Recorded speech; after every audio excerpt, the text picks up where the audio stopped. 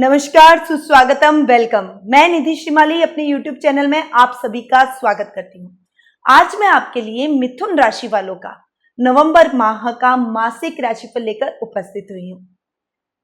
सबसे पहले इस मासिक राशिफल में मैं आप सभी को पंचांग की जानकारी दूंगी।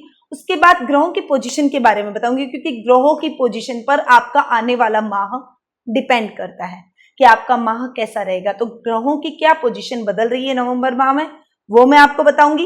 फिर मिथुन राशि वालों का मासिक राशिफल आप सभी को प्रदान करूंगी और लास्ट में एक बहुत ही उपयोगी उपाय जो कि इस बार आप सभी के लिए एक बार फिर से लेकर आई हूं। मिथुन राशि वालों को इन उपायों को अवश्य अपनाना चाहिए, जिससे उनके जीवन में आने वाले माह में कोई भी समस्या हो, उस समस्या का उनको समाधान मिले और लाइफ में कोई भी बड़ी प्रॉब्लम उनके न आए। तो चलिए सबसे पहले स्टार्ट करते हैं इस माह में आने वाले व्रत और त्योहारों से। 4 नवंबर को गोपाष्टमी का पर्व मनाया जाएगा। 8 नवंबर को तुलसी विवाह और देव उठनी एकादशी आ रही है। देखिए, देवशयनी एकादशी को जब देवता सो जाते हैं तो कोई भी मांगलिक कार्य उस समय उसके बाद में नहीं होता, और देव उठनी एकादशी के बाद में जब देवगण उठ जाते हैं, ऐसा मानना जाता है कि उसके बाद देवता उठ जाते हैं, तो उसके बाद सभी मांगलिक कार्य किए जा सकते हैं। तो 8 नवंबर के बाद आप शादी, सगाई, उपनयन संस्कार, गृह प्रवेश, इस जैसी कोई भी मांगलिक कार्य आप उस समय कर सकते हैं। वो आपके लिए अति शुभ फलदायक रहेंगे। 9 और 24 नवंबर को प्रदोष व्रत आ रहा है।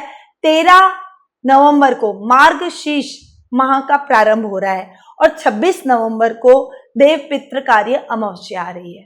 तो ये तो था व्रत और त्योहारों का लेखा जोखा जो कि नवंबर माह में आने वाले हैं। अब बात करते हैं ग्रहों की पोजीशन की, कि नवंबर माह में ग्रहों की पोजीशन कैसे बदल रही है।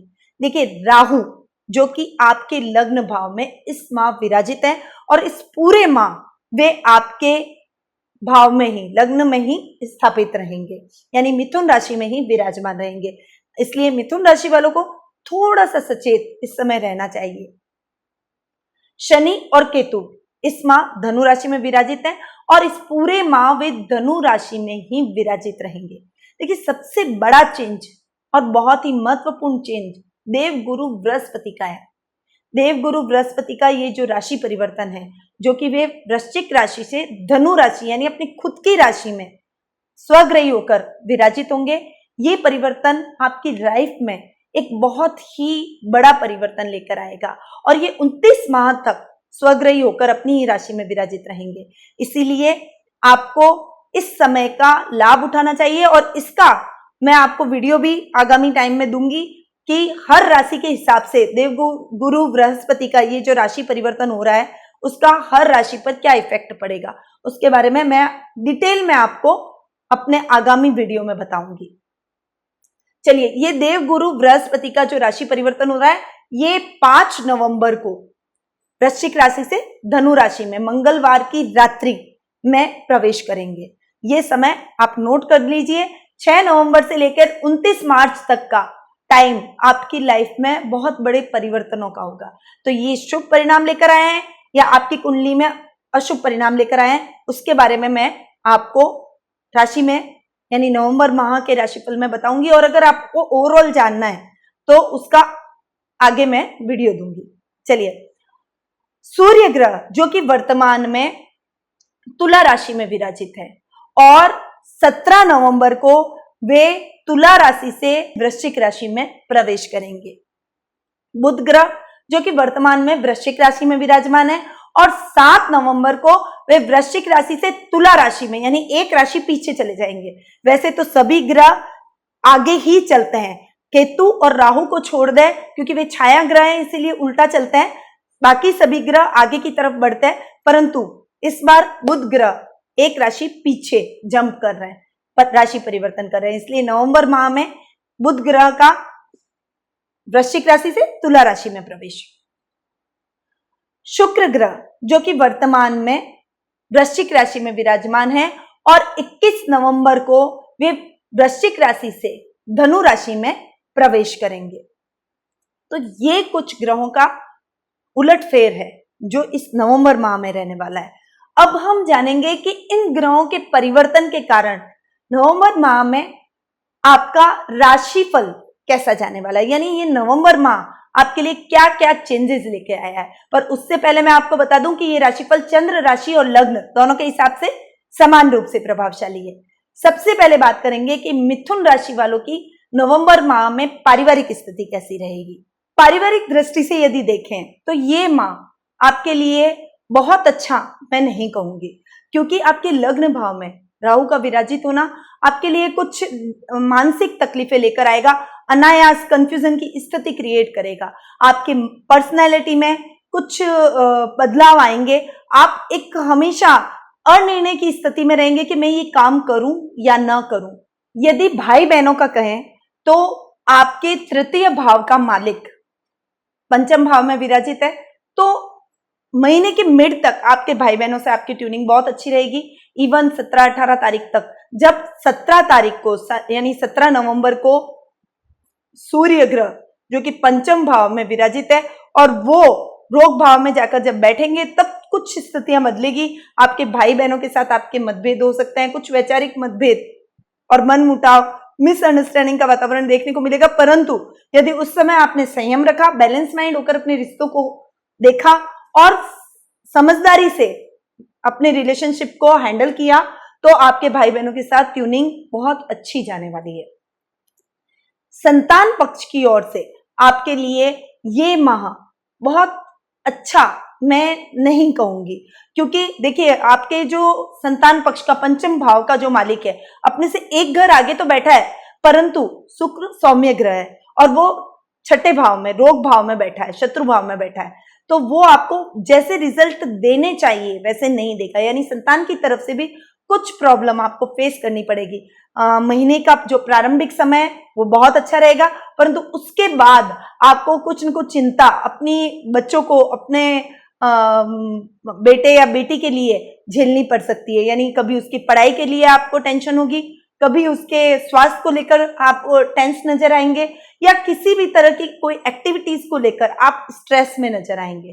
तो उस समय भी आपको थोड़ा सा ध्यान इस समय देना पड़ेगा, इस महीने देना पड़ेगा। अपने बच्चों को सही मार्गदर्शन प्रदान करें, क्वालिटी टाइम उनके साथ बिताएं, ज्यादा से ज्यादा उनको समय दें ताकि वे भी आपको समझ सके और आप भी उनको समझ सकें। देखिए, पिता और जीवन साथी की तरफ से ये महीना आपके लिए बेस्ट जाने वाला है। पिता का पूरा सहयोग आपको इस महीने देखने को मिलेगा। वे आपको हर जगह सपोर्ट करते हुए दिखाई देंगे। इवन आपके कार्य क्षेत्र में यदि उनका मार्गदर्शन आपको मिलेगा तो आप अपने सभी कार्यों में सक्सेस हासिल करेंगे। देखिए, ध्यान रखिएगा कि यदि आप कोई नया काम शुरू करते हैं तो आप अगर अपने पिता के नाम से करते हैं तो वो आपके लिए बहुत ही अधिक फलीभूत रहता है। जीवन साथी भी आपकी भावनाओं को समझेंगे, आपकी पर्सनैलिटी में कोई भी बदलाव हो वे उसको झेलेंगे, क्योंकि आपके अंदर के प्यार को, आपकी भावनाओं को वे भली भांति जानते हैं। इसलिए इस पूरे माह आपके लाइफ पार्टनर का पूरा सहयोग आपको प्राप्त होगा। ये तो थी पारिवारिक स्थिति। अब हम बात करेंगे जीवन साथी और प्रेम प्रसंगों की। तो जीवन साथी और प्रेम प्रसंगों के मामले में ये महीना आपके लिए बेस्ट जाने वाला है। आपके दाम्पत्य भाव का मालिक 5 नवंबर को यानी देव गुरु बृहस्पति 5 नवंबर को स्वग्रही हो रहे हैं और अपने ही घर में बैठने वाले हैं। और देव गुरु बृहस्पति एक सौम्य ग्रह माने जाते हैं, यानी ये अपने घर में बैठेंगे तो आपकी लाइफ में किसी भी तरह की कोई भी समस्या हो, दाम्पत्य जीवन में किसी भी प्रकार की कोई समस्या हो, उसको वो ठीक करेंगे। हालांकि शनि और केतु वहां पर पहले से विराजित हैं तो थोड़ी सी डिस्टर्बेंस तो वो डालेंगे, पर हल्की फुल्की कोई प्रॉब्लम होती है, कोई नोकझोंक होती है तो वो तो आपके प्यार में वृद्धि ही करती है। तो इससे आप न घबराएं, छोटी मोटी प्रॉब्लम को यदि छोड़ दें तो ओवरऑल आपका दाम्पत्य जीवन बहुत ही अच्छा इस महीने रहने वाला है। यानी आपके लाइफ पार्टनर के साथ आपकी ट्यूनिंग ओवरऑल बहुत अच्छी रहेगी। यदि लव रिलेशनशिप की हम बात करें तो 5 नवंबर से पहले यदि आपके रिलेशन में कुछ गलतफहमियां बढ़ती है तो आपका रिश्ता टूट सकता है। तो आप ध्यान रखिए, नवंबर का जो ये स्टार्टिंग का टाइम है, महीने के स्टार्ट से लेकर 4-5 दिन है वो आपके लव रिलेशनशिप के लिए बहुत इंपॉर्टेंट है। आप अपने पार्टनर की भावनाओं को समझें और कोई भी ऐसा काम ना करें ताकि वो हर्ट हो जाए और आपका रिश्ता टूट जाए, क्योंकि अगर आपकी लाइफ में एक अच्छा पार्टनर है तो आपको उसे नहीं गंवाना चाहिए। 5 नवंबर के बाद परिस्थितियां बदलेगी और आपकी लाइफ में बहुत ही अच्छा टाइम आप अपने पार्टनर के साथ बिताएंगे, ज्यादा से ज्यादा उसके साथ समय व्यतीत करना पसंद करेंगे। वो भी आपकी भावनाओं को समझेगा और आप एक दूसरे के साथ सीरियस रिलेशनशिप में बंधेंगे। ओवरऑल जीवन साथी और प्रेम प्रसंगों के मामले में ये महीना आपके लिए अच्छा जाने वाला है। अब बात करते हैं करियर और व्यवसाय की। करियर और व्यवसाय की दृष्टि से यदि मैं देखूं तो आपकी लाइफ में आकस्मिक धन की आशंका मैं महीने की शुरुआत में देख रही हूं। आपकी लाइफ में कोई आकस्मिक धन आएगा और आपको, आपके व्यवसाय को वो बढ़ाएगा। आपके मन में उससे प्रसन्नता के भाव जगेंगे। देखिए, यदि आपने किसी को कर्ज दे रखा है तो वो आपका कर्ज अपने आप ही चुकता करके चला जाएगा। तो यदि करियर और व्यवसाय में देखूं तो आपके लिए ये महीना ठीक जाने वाला है। भाग्य स्थान में वृद्धि होगी, क्योंकि भाग्य स्थान का जो मालिक है शनि और केतु, वो दाम्पत्य भाव में, केंद्र भाव में जाकर बैठे हैं, इसलिए वो आपके भाग्य में वृद्धि तो करेंगे ही, आपके जीवन को अच्छी और नई ऊंचाइयों पर ले जाएंगे। आप जो भी कार्य करेंगे उसमें आपको सफलता प्राप्त होगी। आप अपने कार्यों में अग्रणी भूमिका निभाएंगे, आगे बढ़ेंगे। कर्म भाव का जो मालिक है वो सप्तम भाव में 5 नवंबर को जाके विराजित, स्वग्रही होकर विराजित हो रहा है। इसीलिए आपके जीवन में 5 नवंबर के बाद में बहुत बड़ा बदलाव आएगा। अपने कारोबार के विस्तार की योजना आप बना सकते हैं। विदेशी कंपनियों से आपका टाई अप हो सकता है। अपने पिता के मार्गदर्शन से इस समय आप जो भी काम करेंगे, जैसा कि मैंने आपको पहले भी बताया कि पिता के नाम से यदि आप कोई कार्य शुरू करते हैं तो उसमें विशेष तौर पर आपको सफलता मिलती है। कैरियर की दृष्टि से यदि मैं देखूं तो यदि आप लेक्चरशिप से, पढ़ाई से रिलेटेड कोई भी काम करते हैं, इलेक्ट्रॉनिक से रिलेटेड कोई काम करते हैं, या फिर आप मीडिया, पत्रकारिता से संबंधित कोई कार्य करते हैं तो आपके लिए बेस्ट रहता है। इसीलिए यदि आप करियर की तलाश कर रहे हैं तो इन सभी फील्ड में आप ट्राई कर सकते हैं। वहीं विद्यार्थी वर्ग के लिए यह समय बहुत अच्छा जाने वाला है। विद्या आपको अच्छी प्राप्त होगी। आप उच्च शिक्षा में जो भी स्थान प्राप्त करना चाहते हैं, जो कॉलेज में आप अगर कोई ट्राई कर रहे हैं तो वो आपके लिए बेस्ट रहेगा, या आप उच्च शिक्षा यदि अभी प्राप्त कर रहे हैं तो अच्छी उपलब्धि आपको इस समय देखने को मिलेगी। अब बात करते हैं आर्थिक दृष्टि की। आर्थिक दृष्टि की यदि मैं बात करूं तो ये महीना आर्थिक रूप से आपके लिए अच्छा जाएगा। आप जो भी कार्य करेंगे उसमें आपको अच्छे लाभ की स्थितियां उत्पन्न होगी और आप उस लाभ का सदुपयोग भी करते हुए दिखाई देंगे, यानी अपने कारोबार में ही वो निवेश करते हुए आप दिखाई देंगे और ये निवेश किया हुआ आपके भविष्य में आपके कारोबार को नई ऊंचाइयों पर ले जाएगा।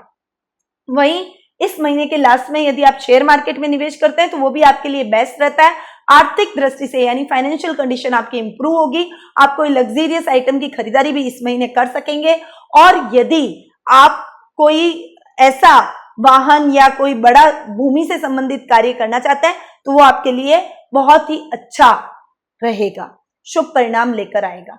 तो आर्थिक दृष्टि से आपके लिए ये महीना बेस्ट जाने वाला है। अब बात करते हैं स्वास्थ्य की। स्वास्थ्य की दृष्टि से यदि मैं देखूं तो ये महीना आपके लिए, मतलब महीने की जो शुरुआत है वो आपके लिए इतनी अच्छी नहीं रहेगी, यानी रोग भाव आपके अंदर बढ़े हुए रहेंगे, आपके रोगों में वृद्धि होगी। पर महीने के एंड में आते आते, मिड में आते आते आपके स्वास्थ्य में सुधार होगा। आप जो बहुत लंबे से किसी तकलीफों से जूझ रहे थे वो तकलीफें खत्म हो जाएगी और आपको स्वास्थ्य लाभ होगा। वहीं आपकी संतान के स्वास्थ्य के प्रति भी आपको थोड़ा सा अवेयर रहना पड़ेगा।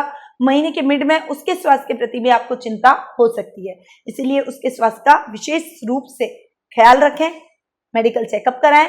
और कोई ऐसा टाइम भी आ सकता है कि उसको खेल कूद के माध्यम से, कोई करिकुलर एक्टिविटीज करते हुए, कोई डांस, म्यूजिक का प्रोग्राम या कोई ऐसा गेम खेलते हुए उसको चोट लग सकती है, इसीलिए उस समय आप विशेष ध्यान रखें। अपने बच्चे को भी अवेयर होने के लिए कहें। ओवरऑल महीना स्वास्थ्य की दृष्टि से बेस्ट। देखिए, ये तो हुआ मिथुन राशि वालों का मासिक राशिफल, परंतु मैं कुछ उपाय आपको हमेशा बताती हूँ। आप उन उपायों को करेंगे तो आपकी लाइफ में किसी भी प्रकार की कोई समस्या होगी वो दूर हो जाएगी। आपके संतान के हिसाब से, चाहे आपके हिसाब से, आपकी पारिवारिक दृष्टि के हिसाब से, आपकी सभी समस्याओं के निवारण के लिए मैं ये उपाय लेकर आती हूँ, इसलिए इन उपायों को जरूर अपनाएं। अब मैं आज जो मिथुन राशि वालों के लिए बता रही हूँ, कुछ ये महीना मैं पारिवारिक दृष्टि से उथल पुथल वाला देख रही हूँ, इसलिए इस महीने को अच्छा बनाने के लिए कि आपकी पारिवारिक दृष्टि से ये महीना सही रहे, आपके घर में कलह का वातावरण नहीं रहे, तो आपको एक छोटा सा उपाय करना है। एक फेंगशुई आइटम आता है लाफिंग बुद्धे का, जो कि खड़ा लाफिंग बुद्धा होना चाहिए। इस लाफिंग बुद्धे को आप अपने घर के उत्तरी दिशा के अंदर कहीं पर भी कोने में लगा दें, या फिर उत्तर पूर्व दिशा, जो आपके लिए बेस्ट हो, उत्तर या उत्तर पूर्व। इस दिशा में यदि आप अपने घर में इस लाफिंग बुद्धे को लगाते हैं तो ये देखिए छोटा सा फेंगशुई आइटम है, पर ये आपके घर में आमूलचूल परिवर्तन कर सकता है। आपकी पर्सनैलिटी को ठीक करेगा, आपके रिश्तों में मधुरता लाएगा और कोई भी प्रकार की पारिवारिक कलह के वातावरण को ये रोकेगा। पॉजिटिविटी, यानी इन चीजों में बहुत पॉजिटिव वाइब्रेशन होती है, तो आप इसको जरूर लाएं और अपने घर के उत्तर या उत्तर पूर्व दिशा में आप इसको स्थापित कर दें।